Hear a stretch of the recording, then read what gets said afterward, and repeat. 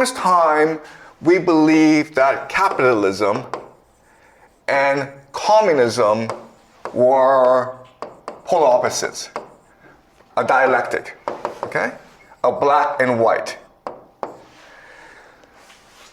But if that is the case, then how do we explain China?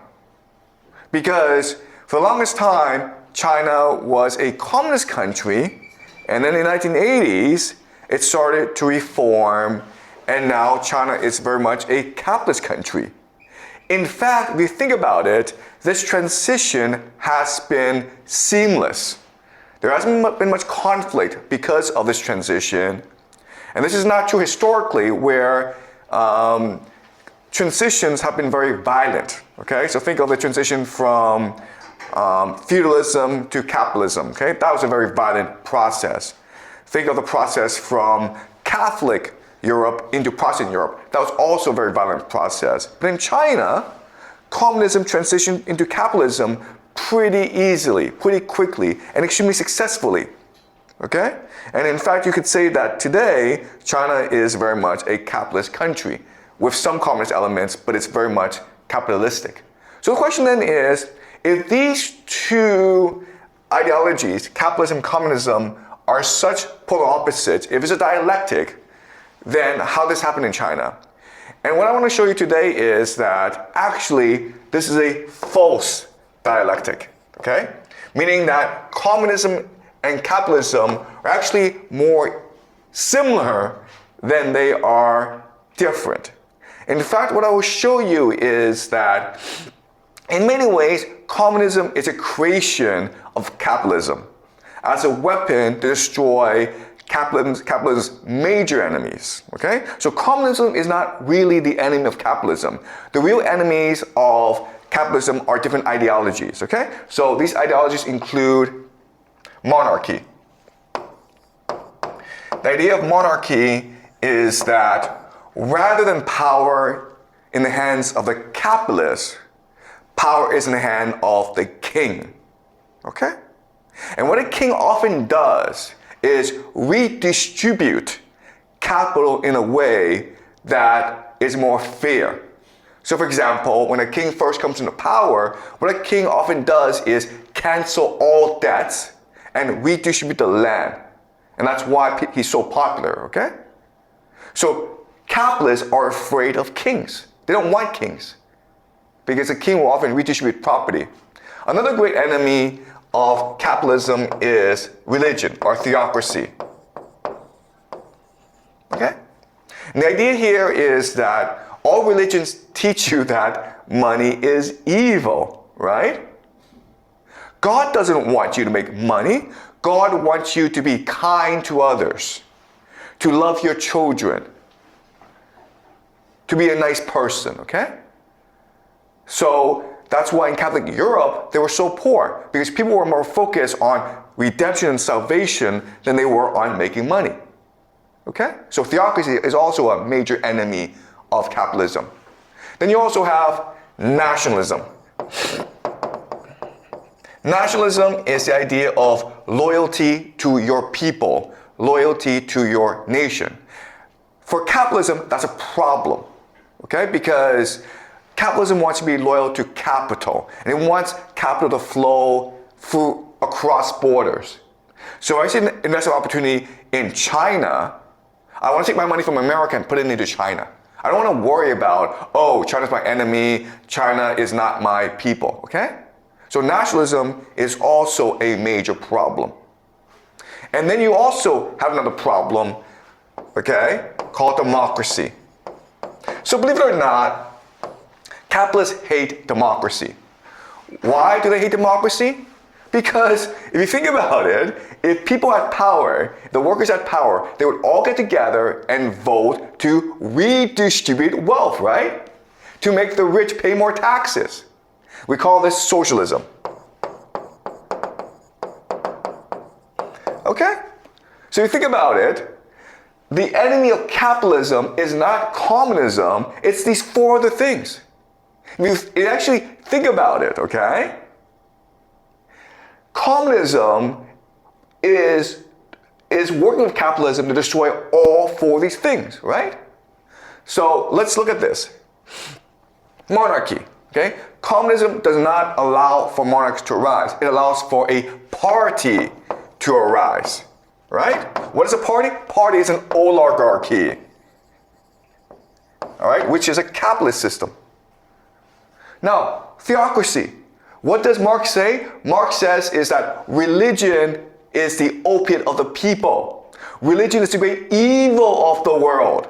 Religion creates false consciousness. Therefore, we must destroy all religion.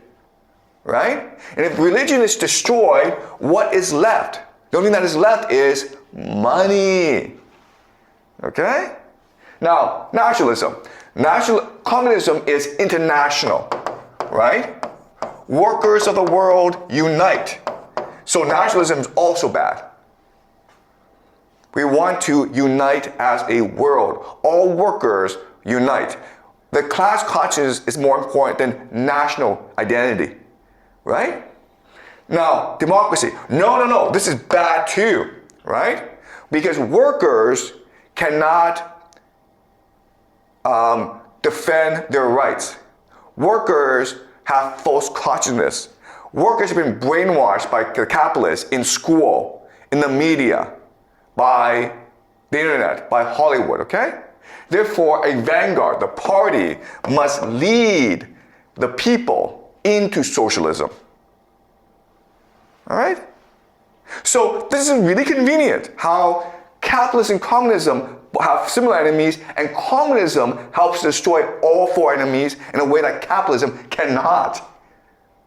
Right? So you could also make the argument that maybe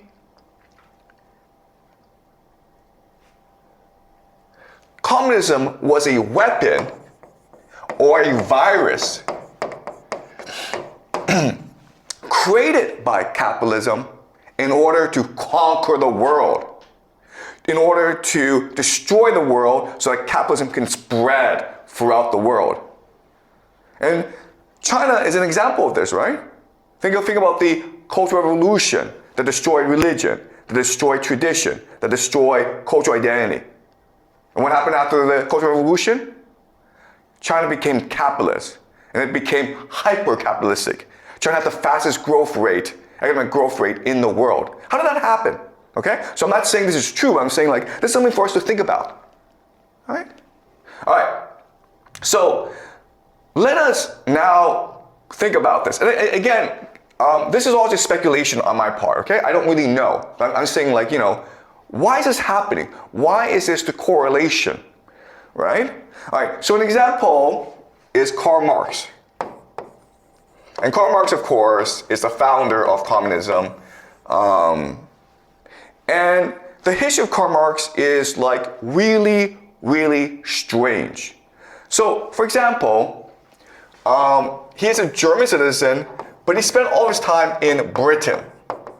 He was exiled from Germany because he advocated for a world revolution. So he went to Britain. But Britain is also a capitalistic country. So why is it that he's allowed to do whatever he wants in Britain? He wrote most of his works in the British Library, in the British Museum. So why did the British authorities allow him to do that? Okay, that's a question for us, right? Britain is the most capitalist country in the world at this time, in the 19th century. And Britain basically allowed Marx to live there and do whatever he wants. Okay, that's strange. Number two is Karl Marx. Where did he get his money from, okay? So Karl Marx, actually his wife is a German aristocrat. So she's used to luxury. But Karl Marx never made any money in his life, right? If he writes these works, the Communist Manifesto, that's Capital, no one's gonna read them. They don't sell, right? So he's not a wealthy person. But we know for a fact that he actually lived a very good life. Okay? He wasn't an aristocrat, he wasn't wealthy, but he was middle class. His kids went to private school, they had a nice house in Britain. So the question is, where did he get his money from? Well, what they say is he got his money from his partner, Friedrich Engels. And where did Friedrich Engels get his money from? Well, his father was a capitalist. an industrialist. So here's a question for you. Why would his father, who is a very wealthy person, give Engels a lot of money to give to Marx? And Marx is calling for a world revolution to destroy the capitalists. Why would they do that? Okay, that's kind of strange. And the third thing is that at this time, socialism was the most dominant ideology for many reasons. Okay, and the idea of socialism is that it will evolve naturally. Okay? But Marx says, no, we cannot allow it to evolve naturally. It will not evolve naturally. We need a revolution. Okay? We need a world revolution. Right? So that's a question for us. Why would he say this? Okay? So let's look at what socialism is, and then let's look at what communism is. Okay? Let's look at socialism. All right, the idea of socialism is pretty simple. All right, so before you had a feudal society, and then it became industrial. Because it becomes industrial, you have lots and lots of workers. Okay? And you have capitalists. The problem, though, is that capitalism exploits labor. It makes people very unhappy. Okay, so the workers want change. Then you have the industrialists, the capitalists. The problem is that capital consolidates, okay? So maybe you have 1,000 capitalists to start, but then maybe 10 will take over all the money, okay? All the means of production, the factories. Then maybe one, okay? Because that's how capitalism works. It consolidates, which means that eventually the capitalists will turn against capitalism as well, okay? And because of democracy, because people can vote, they can then together affect political change. And this will lead to socialism. And what is socialism? Socialism is just a redistribution of wealth. Okay? A redistribution of wealth. Now, let's, for the sake of simplicity, say there are three classes, okay? You have the rich, you have the middle class, and you have the poor. Okay? Right? So all redistribution is doing is taking the money from the rich and giving it to the poor. You understand? But because of this, what happens is the middle class improves in status and power. Okay?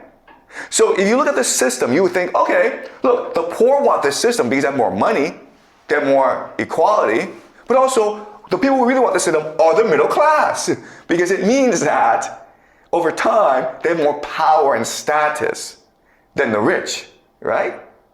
And this is a pretty powerful coalition. And that's why socialists believe that over time, this is just a natural evolution. And this is true for most of human history, right? So after World War II, Europe didn't become communist, it didn't become capitalist, it became socialist. It had a very strong welfare system, okay? So just the natural course of human history, socialism will become inevitable.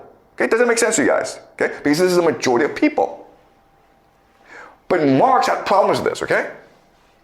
Marx says, okay, all right, the major problem with this is false consciousness.